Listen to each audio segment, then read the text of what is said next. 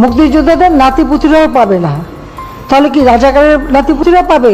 প্রধানমন্ত্রীর এই বক্তব্য প্রত্যাহারের দাবি জানাই আমরা সবাই। যতদিন না পর্যন্ত আমাদের এক দফা এক দাবি পালন না হচ্ছে এবং প্রধানমন্ত্রী তার বক্তব্যের জন্য ক্ষমা প্রার্থনা না করছে, এই আন্দোলন চলবে। পর্যন্ত আমাদের এক দফা এক দাবি পালন না হচ্ছে এবং প্রধানমন্ত্রী তার বক্তব্যের জন্য ক্ষমা প্রার্থনা না করছে, এই আন্দোলন চলবে। প্রধানমন্ত্রী ঠিক কি উদ্দেশ্যে এই কথা বলেছে আমরা জানি না। তুমি কে আমি কে, রাজাকার রাজাকার, চেয়েছিলাম অধিকার, হয়ে গেছি রাজাকার। আর প্রধানমন্ত্রী বলছেন যে কোটা মুক্তিযুদ্ধের নাতিপতিরা পাবে না, তাহলে কি রাজাকারের নাতিপতিরা পাবে? দর্শক, এই ঘটনাকে কেন্দ্র করে পাশাপাশি আরও একটা ঘটনা আছে। আজকে রাত থেকে আপনারা দেখছেন যে গভীর রাত থেকে সারা বাংলাদেশের ছাত্ররা জেগে উঠেছে। কারণ ছোট্ট আরেকটা ঘটনা হচ্ছে, ঢাকা ইউনিভার্সিটিতে সম্ভবত একটা ছাত্র কোটা আন্দোলনকারী নেতাকে গায়ে হাত দেওয়া হয়েছিল। যাই হোক, এরপর আমরা দেখলাম ছাত্রলীগ সেখানে দৌড়ে গেছে, মুক্তিযুদ্ধ প্রজন্ম দৌড়ে গেছে, ফেসবুকে স্ট্যাটাস দেওয়া হয়েছে তুমি কে আমি কে। এক গ্রুপ বলছি আমরা বাঙালি বাঙালি, মানে যারা আওয়ামী লীগের সাপোর্টার, আবার অনেকে বলছে তুমি কি আমি কে, রাজাকার রাজাকার, নিজে না বললেও ভিডিও পোস্টগুলো শেয়ার করছি। এক অদ্ভুত দৃশ্য আমরা দেখতে পাচ্ছি। আসলে এই ঘটনাগুলোর কারণ কি, ফোকাস পয়েন্ট কি, কিছু কথা বলবো। যারা আলগা পলিটিশিয়ান আছেন, কেউ হয়তো ধানের শীষের কোট গায়ে দেন, কেউ বঙ্গবন্ধুর মুজিবের কোট গায়ে দেন, কিন্তু দুইজন কোটধারীর একটা কমন মিল হচ্ছে, এরা দেশের জন্য রাজনীতি করে না, জনগণের জন্য রাজনীতি করে না। এরা রাজনীতি করে কমিটি মানে টাকা দিয়ে কিনে, আর ধরেন ফেসবুকে ছবি টবি দেয়, কিছু চামচা টামচা জোড়ায়, যারা সারাদিন ঘুরঘার করে। আর এরা প্রকৃতপক্ষে দলগুলার নাম ভাঙাইয়া পয়সা কামায়। এরাই কিন্তু রাজনীতিটা নষ্ট করছে, ফেসবুকে একটা ডিভাইডেশন ক্রিয়েট করার চেষ্টা করছে। এখন আসলে মূল সমস্যাটা কোথায়? আমি গতকালকে প্রধানমন্ত্রীর সংবাদ সম্মেলনটা দেখছিলাম। এই প্রশ্নটা যে সাংবাদিক উপস্থান করেছে প্রধানমন্ত্রীর সামনে, তার উপস্থাপনের ভঙ্গিটাই ছিল যে যারা রাজপথে আন্দোলন করছে এরা ভাই মুক্তিযুদ্ধের বিরোধী শক্তি। যদিও তিনি বলছিলেন যে না, এরা বোঝে না, এদেরকে মিসগাইডেড করা হচ্ছে। এই কথার মধ্যে আবার কিছুটা সত্য আছে। কোন জায়গাটা? যে আপনি দেখেন বাংলাদেশে এই মুহূর্তে বিএনপি রাজপথে দাঁড়ানোর ক্ষমতা হারাই ফেলছে, পুলিশের ডরে হোক, যেটার কারণে হোক। তো এই দেশে হয় কি, যখনই কোনো আন্দোলন ঘটে তো বিএনপি চায় সেটার ঘাড়ের উপর চাইপা বসার, এটাও কিন্তু সত্য। আবার আওয়ামী লীগ মনে করে যে কোনো আন্দোলন মানে এটা সরকার বিরোধী আন্দোলন, এই আন্দোলন হইতে দেওয়া যাবে না, পুলিশকে মাঠে নামাই দিয়ে পুলিশ আমজনতার মধ্যে ডিভাইডেশন হয়। আর এবার মুক্তিযুদ্ধ সহ কানেক্টেড হয়েছে। মানে এটা তো একটা অস্থির বিশৃঙ্খল পরিবেশ। আজকে ছাত্রলীগ যেভাবে নামছে, কালকে ছাত্র দল নামবে এক গ্রুপ হইয়া, ছাত্র শিবির চলে যাবে আরেক গ্রুপের ভিতর দিয়া। এই যে ছাত্রদের যে আন্দোলনটা, এটাই এখানে নষ্ট হয়ে যাবে। পুলিশ হয়তো গুলি করবে, পুলিশের গাড়িতে হয়তো হামলা ভাঙচুর হবে, 2-4 জন পুলিশ মরেও যেতে পারে। কারণ আমরা দেখছি বাংলাদেশে এই ঘটনাগুলো ঘটে। এটা একটা ভয়াবহ পরিস্থিতি তৈরি হয়েছে। তবে প্রধানমন্ত্রীর যে বক্তব্য, সেটার সাথে উইথ ডিউ রেসপেক্ট আমিও বলতে চাই যে প্রধানমন্ত্রী যে বক্তব্য দিয়েছেন, সেই বক্তব্যে আমি তো আমার পরিচয় খুঁজে পাচ্ছি না। কারণ আমার আব্বা মুক্তিযুদ্ধ সরাসরি না করলেও তিনি ট্রেনিং নিয়েছিলেন, আমার চাচা তো যাই নাই, ছোট ছিলেন। তো এই দেশে আমরা যারা বড় হয়েছি, যাদের বাপদাদারা হয়তো লিখিত নিবন্ধিত মুক্তিযোদ্ধা না, ভুয়া মুক্তিযোদ্ধাদের ভিড়ে হাজার হাজার লাখ লাখ মানুষ আছে যারা মুক্তিযোদ্ধাদের সহযোগিতা করছে, আশ্রয় দিয়েছে, এই দেশের জন্য লড়েছে, তো তাদের আসলে পরিচয়টা কি? প্রধানমন্ত্রীর বক্তব্যটা একটা ডিফারেন্ট একটা স্টেজ নিয়ে আসছে, যখন তিনি বললেন যে মুক্তিযোদ্ধা নাতিপুতরা মানে কোটা পাবে না, তাহলে কি রাজাকারেরটা পাবে? তো মাঝখানে তো আমজনতা আছে, আমজনতা ভাইবা নিচ্ছে আমরা সবাই আমরা রাজাকার। আর যার কারণে এই সেন্সটা কিন্তু গাইথা বৈশা আজকে সারা বাংলাদেশে দেখেন প্রকাশ্যে সবাই স্বেচ্ছায় নিজেকে রাজাকার ঘোষণা করছে। এই দৃশ্য তো আমরা দেখতে চাই নাই। Miss management. প্রধানমন্ত্রীর কাছে যেভাবে সাংবাদিকরা প্রশ্ন করে, তথ্য উপস্থাপন করে, অথবা যেই চাটার দল একটা তো জুটছে, বঙ্গবন্ধু বইলা গেছেন, এই চাটার দলরা যে কোনো যৌক্তিক একটা আন্দোলনকে প্রধানমন্ত্রীর সামনে যেভাবে উপস্থাপন করে, মনে যে পুরোটা আন্দোলন বিএনপি জামাত ভর করছে, ছোট্ট একটা ইস্যুরে পলিটিক্যাল ইস্যু বানাইয়া দেখা গেছে আম জনতার কাছে আওয়ামী লীগ নিজেদেরকে একটা ভিলেন বানাই ফেলে। কারণ কি? এটার জন্য ওই যে চাটার দল। আর বিএনপিরও দোষ আছে ভাই, আমি তো সরাসরি বলি, বিএনপি বা বাকি যে রাজনৈতিক দলগুলো আছে মাঠে নামে না। যে কোনো একটা পরিস্থিতিতে যদি কোনো নর্মাল একটা আন্দোলন থাকে, এটার ঘাড়ের উপর বসে বৈশা সমর্থন দিলাম, সহমত দিলাম, আগাই যাও, এই করো সেই করো, সরকার বিরোধী আন্দোলন সহ ঘটাইয়া আর একটা ডিফারেন্ট স্টেজ তৈরি করে। ভাই আপনারা রাজনীতি করলে রাজনীতিটা রাজনীতি করেন, আওয়ামী লীগ বিএনপি খেলেন, মাঠে খেলবেন, কিন্তু ছাত্রদের ইস্যুগুলোকে যৌক্তিক, এগুলো জাতির ভবিষ্যতের জন্য। কোটার বিপক্ষে আমরাও না, বাট কোটার একটা পার্সেন্টেজ লিমিটেশন দরকার। কারণ এই দেশে তো রাজনীতিতে আমরা এটাই দেখতেছি, বিএনপি বলেন, আওয়ামী লীগ বলেন, চেয়ারম্যান বলেন, এমপি বলেন, বাপ হয়েছে তো নাতি ফুত চাষা ভাতিজা, এরাই সব সারা বাংলাদেশে। এই দেশের রাজনীতিবিদে গজায় না। তদ্রুপ এটাও একটা লিগেসি হয়ে যাচ্ছে। তাহলে ইন ফিউচার এই দেশে মানুষ বাড়তেছে, আমজনতা কোথায় যাবে? প্রধানমন্ত্রীর কাছে সাংবাদিকরা একটা মিস মেসেজ, পাশাপাশি যেই ওনার ইনফরমেশন সেলটা যেখান থেকে যায় সেখানেও কিন্তু এই বিষয়টা ওনার সামনে উপস্থাপন করা হয়েছে বলে আমি বিশ্বাস করি। তিনি হয়তো ওই সময় গোসায় বইলা ফেলছেন, কিন্তু বলাটা যে এতটুকু ভায়োলেন্স ক্রিয়েট করবে। আবার এটা নিয়ে আজকে আমরা যেভাবে দেখছি সারা বাংলাদেশে যা ঘটছে, আপনি কোন দিকে যাবেন ভাই? রাষ্ট্রটা তো ভালোবাসি, দেশটা তো ভালোবাসি। আর ওই যে ফেসবুকে শুরু হয়েছে, এরা সারা জীবনে এলাকার মধ্যে ভালো কোনো কাজে নাই, সারাদিন খালি মাইক একটা লইয়া ওই যে ফ্রিতে নিজেদেরকে জাহির করার জন্য পোস্ট মারে আর খালি বঙ্গবন্ধুর গবেষণা করে, গান গায়। প্রকৃতপক্ষে বঙ্গবন্ধুর আদর্শ মূলনীতি এদের ভিতরে নাই।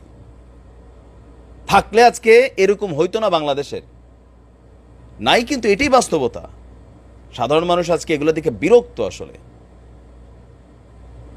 এগুলা ভালো একটা সংকেত আসবে না। তা আমি মনে করি এখনো মাননীয় প্রধানমন্ত্রীর কাছে বিষয়টা এটা সুন্দরভাবে একটা সমাধান দরকার। যেহেতু হাইকোর্ট থেকে একটা রায় আসছে যে সরকার চাইলে কোটা বাড়াইতে পারে, কমাইতে পারে, কিন্তু এটা নিয়ে যদি দীর্ঘ সময় আন্দোলনে যায়, আন্দোলনের যৌক্তিকতা হারাই যাবে। ইভেন মানুষ ভয়ে তো অনেক কথা বলবে না, কিন্তু অন্তর অন্তরে ক্ষোভ ধারণ করবে। আর এটা থেকে কি হয়, দেশে বিশৃঙ্খল অস্থিতিশীল পরিবেশ তৈরির জন্য খুবই সহজ হয়। কারণ কি, একটা মানুষ যখন ক্ষোভে থাকে তারে ফুসটানো খুবই সোজা। নিশ্চয়ই যারা দেখার তারা দেখবেন, তবে আপনাকে আমাকে সচেতন থাকতে হবে। ওই রাজনীতি এক এক দলের এক একজন করি, কিন্তু এগুলাতে পলিটিক্স ঢুকানোর পরিষ্কারভাবে বলছে যে আমরা কোটার একটা যৌক্তিক সংস্কার চাই। এই ছাত্র আন্দোলন কোনো রাজনৈতিক আন্দোলন না, এই আন্দোলনের কোনো রাজনীতি নেই। আমাদের দাবি নির্বাহী বিভাগের কাছে, বিচার বিভাগের কাছে না। সরকার বিচার বিভাগকে নির্বাহী আপনার ছাত্রদের মুখোমুখি দাঁড় করিয়ে দিতে চাইলেও শিক্ষার্থীরা পরিষ্কারভাবে বলছে এটা বিচার বিভাগের কোনো ইস্যু না। 2018 সালে আমাদের আন্দোলন চলাকালীন সময়েও কোর্টে একটা রিট হয়েছিল এই কোটা বাতিল চেয়ে, সেখানেও আদালত বলছিল যে এটা নির্বাহী বিভাগের কাজ, বিচার বিভাগের কাজ না।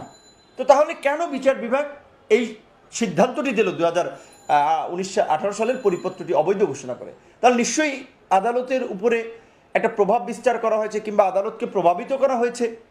যদিও সর্বশেষ পর্যবেক্ষণে আদালত বলেছে সরকার চাইলে কোটা রাখতে পারে, কমাতে পারে, বাড়াতে পারে।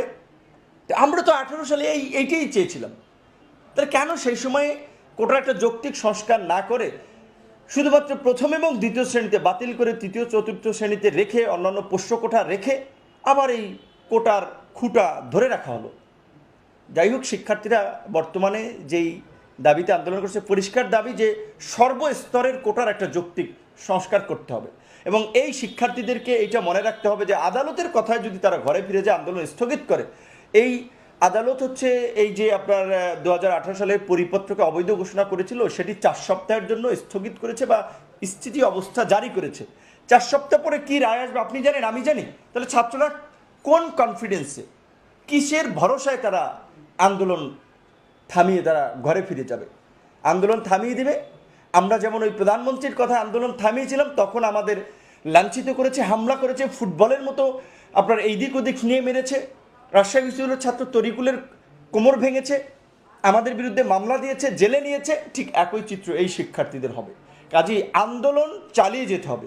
লিখিত প্রজ্ঞাপন বা পরিপত্র ছাড়া কোনোভাবেই আন্দোলন থামানো উচিত হবে না। এবং আমি দৃঢ়ভাবে বিশ্বাস করি যে বর্তমান আমাদের যে অনুজরা আন্দোলন করছে তারা কিন্তু আমাদেরই হাতে তৈরি, তারা কিন্তু আমাদেরই সহযোদ্ধা ছিল। আজকে এই যে যাদেরকে দেখতে পাচ্ছেন যারা কথাবার্তা বলছে যে নাহিদ, আসিফ, কিন্তু আমার সাথেই রাজনীতি করেছে, আমাদের কাছাকাছি থেকেই তারা এই অভিজ্ঞতাটা অর্জন করেছে। আরও নতুন কিছু শিক্ষার্থীরাও যুক্ত হয়েছে, কারণ একটা আন্দোলন করতে হলে তো বিভিন্ন মতপথের ছাত্রদের আপনার সম্পৃক্ততা থাকতে হয়। এবং এই আন্দোলন যেভাবে দেশের অন্যান্য কলেজ বিশ্ববিদ্যালয়ে ছড়িয়ে পড়ছে যে কোটা সংস্কার আন্দোলন, এটি অত্যন্ত যৌক্তিক দাবি। এবং এই আন্দোলনে আমি মনে করি কোনো ব্যানারের দরকার নেই, কোনো নেতার দরকার নাই। স্বতঃস্ফূর্তভাবে খালি কোটা সংস্কার আন্দোলন রাজশাহী বিশ্ববিদ্যালয়, কোটা সংস্কার আন্দোলন ঢাকা বিশ্ববিদ্যালয়, কোটা সংস্কার আন্দোলন জগন্নাথ বিশ্ববিদ্যালয়, এই ব্যানার তৈরি করে দাঁড়িয়ে যাওয়া উচিত। যেই কথা বলবে সেই ছাত্রদের প্রতিনিধি, আজকে একজন কথা বলবে, কালকে একজন কথা বলবে, কারো স্পেসিফিকভাবে ফোকাস হওয়া দরকার নেই। এবং বিশেষ করে যারা রাজনৈতিকভাবে অনেকে বিভিন্ন সংগঠনের দায়িত্বে আছেন, আহ্বায়ক সদস্য সচিব বা এই ধরনের গুরুত্বপূর্ণ দায়িত্বে, আমি মনে করি এদের কারণে বিতর্ক সৃষ্টি হয়। কাজে এরা পেছনে থাকাটা ভালো। এখানে তো কারণ নেতা হওয়া লক্ষ্য উদ্দেশ্য না, আন্দোলনটা সফল করা, ছাত্রদের দাবি আদায় করা, মেধাবীদের জন্য মূল্যায়নের একটা পদ্ধতি থাকা। এই জন্যই তো সারা দেশের তরুণরা মিলে কিন্তু আন্দোলন করছে। এখানে কাউকে নেতা বানানোর জন্য শিক্ষার্থীরা রাজপথে নামে নাই, সরকার পতনের জন্য শিক্ষার্থীরা রাজপথে নামে নাই। তাদের দাবি আদায়ে তারা আন্দোলন করছে। সেখানে কেউ কেউ আপনার সম্মিলিতভাবে আলাপ আলোচনা করে তারা কথা বলছে। সরকারের উচিত এই দাবি মেনে নেওয়া। সরকার যদি দাবি মেনে না নিয়ে শিক্ষার্থীদের উপরে বল প্রয়োগ করতে চায়, ছাত্রলীগকে লেলিয়ে দিয়ে আন্দোলন দমন করতে চায়, সেটা সরকার ভুল করবে। 18 সালেও কিন্তু সরকার চেষ্টা করেছিল, কিন্তু পারে নাই। সরকার ছাত্রদের কাছে পরাজয় বরণ করেছে, নাকে খত দিয়েছে। এইবার এই যে আপনি বললেন গতকালকে আপনার পুলিশ হুমকি দিয়েছে যে রাস্তায় নামলে আইন অনুযায়ী ব্যবস্থা নেবে, ছাত্রলীগ হুমকি দিয়েছে। আচ্ছা, এই যে ছাত্রলীগের যে আমি যদি অনেকে আমার বন্ধু আছেন, সহযোদ্ধা আছেন, এই ছাত্রলীগের সভাপতি সাদ্দাম হোসেন থেকে শুরু করে বিশ্ববিদ্যালয়ের সভাপতি সেক্রেটারি, তারা কিন্তু আমার সাথে ডাকসুতে কেউ আপনার সাদ্দাম এজিএস ছিলেন, স্বয়ং সম্পাদক ছিলেন, সৈকত সদস্য ছিলেন আমার প্যানেল, আমি তাদের ভিপি ছিলাম। আমার ইয়ারমেট ছিল সৈকত। আমাদের ছাত্রত্ব শেষ হয়েছে 18 সালে, আজকে 24 সাল, 5 বছর। সাদ্দামের সেশন আরও আপনার সম্ভবত 7-8 সেশনের, ইনানের সবার ছাত্রত্ব শেষ হয়ে গেছে আরও 5-6 বছর আগে, 4-5 বছর আগে। সবচেয়ে জুনিয়র হচ্ছে সৈকত। তাহলে তারা কিসের ছাত্রলীগের প্রতিনিধিত্ব করে, কিসের ছাত্রদের প্রতিনিধিত্ব করে? আর তারা ছাত্রদের এইরকম একটা পপুলার দাবি, জনপ্রিয় দাবির পক্ষে না থেকে তারা হুমকি দামকি দিচ্ছে।